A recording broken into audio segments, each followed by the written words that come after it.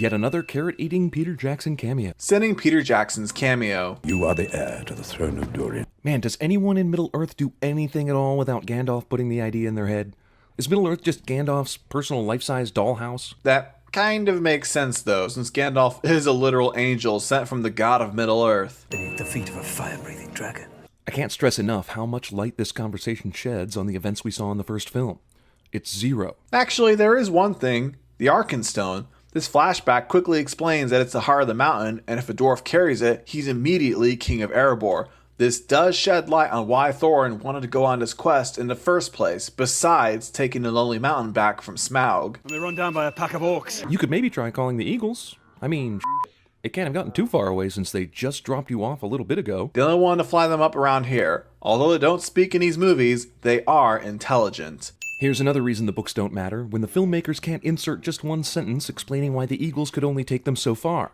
And that's all it would have taken. I'm sorry, what? How is that a reason? Doesn't that mean the explanation is in the book, even though it isn't in the movie? Meaning the books do matter? No, sir, you can't convince me that we should ignore them. The only reason to ignore the source material is when the movies contradict them. Oh good, more fleshed out villain characters that either barely appear in the book or aren't in the book at all. Awesome. That probably won't add to the bloat at all. Really, Jeremy? Why do you claim the books don't matter and then bring up the book in the very same video? You can't even keep your mantra consistent. Also, this bold guy is a discount Azog. He looks exactly like Azog, but with metal in his flesh. Azog? It's pronounced Azog. Also, they look similar because Bolg is Azog's son, and there are plenty of examples of sons looking exactly like their fathers. No, man, I'm off it. Made me blind in one eye. Jeremy yells at the screen cliche. There are others like you. Once there were many. Beorn answers a softball question in a vague manner so that Bilbo has to clarify what the hell he meant by that. Narration. Which is why we must go through Mirkwood. The darkness lies upon that forest. This pretty much should go without saying in Middle-earth by now, right? Is there a forest that doesn't have some sort of darkness lying upon it? What other forest has that? Maybe Fangorn, but it wasn't even that bad. I don't like dwarves. They're greedy. But I usually save such opinions until I've already been a good host by serving food and drink to them. This dialogue comes right after Beorn tells him that he hates orcs more, meaning he's only saying this now to explain his point. Is there no way around? Not unless we go 200 miles north. Middle-earth uses miles for distance measurement? First of all, why is the audio in this clip pitched up? Trust me, I didn't edit this at all. That's how the video actually is. And second of all, why wouldn't it be? We're talking about a world that already uses earthly months as their months, so they have a handful of things from our real world. In fact, Tolkien wanted these stories to basically be an alternate mythology for England. We interrupt this unnecessary Hobbit sequel to bring you The Lost World Jurassic Park. Arbitrary movie reference. Oh, come on. How did Bilbo get access to his sword after being spun into a cocoon? I mean, look at this. Does this look like something anyone would be able to move their arms and legs around in?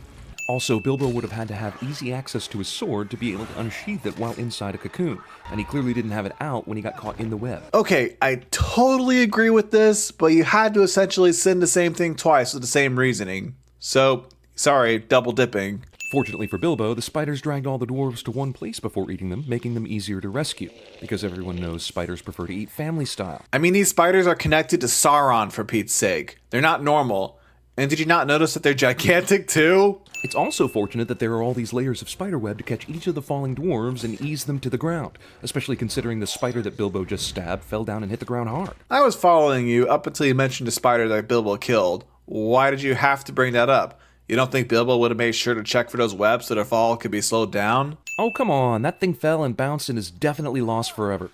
If you're going to say the ring wants to be found because it has a mind of its own, then it shouldn't ever fly out of his control in the first place. I don't think anyone would say that. This ring abandoned Gollum in the last movie, so it's probably trying to get away from Bilbo. Admittedly, that doesn't really refute your point, but still, the sin is for that excuse you brought up. Oh, look, Legolas is in this movie. Is Batman in it too? Or 007? I don't doubt Legolas was here for fan service, but I actually think it works. He's a Mirkwood elf, the king of the forest, Thranduil is his father. It makes perfect sense for him to be there. Heck, he probably was there in the book, he just wasn't named. It's my wee lad, Gimli. You know, from Lord of the Rings, the popular series of books and movies? We are witnessing the George Lucasification of Peter Jackson with these Hobbit movies. There's no doubt about it. These things are not comparable. George Lucas had to make up a bunch of new stuff when he made the prequels and then try to connect it to the original trilogy. But these are based on books, and Gloin is Gimli's father in those books. So it makes sense for Peter Jackson to throw in this little nod to that. Honestly, I'm surprised Gloin didn't have a bigger role in these movies overall because of that. It always is. Narsil wasn't. Aren't you going to search me? I could have anything down my trousers. That's a pickup line I have not tried, but I'm going to now. Cringe.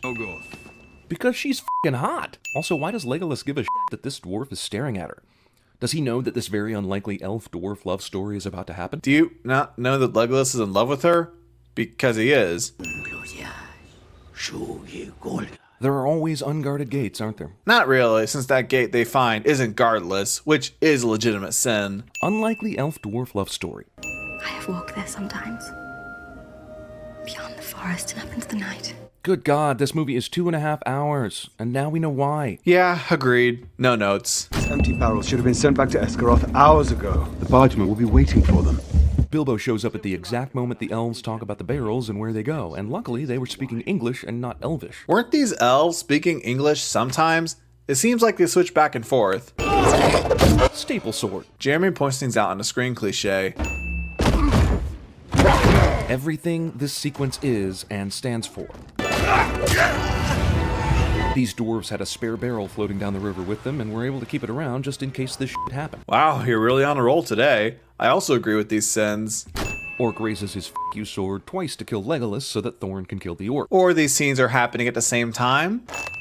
So you're telling me that Toriel was running toward Legolas, saw this orc, and measured her shot so that she could deflect his arrow? Yes. Discount Inigo Montoya. Yeah, but The Hobbit came first. The book was published in 1937. Also arbitrary movie reference.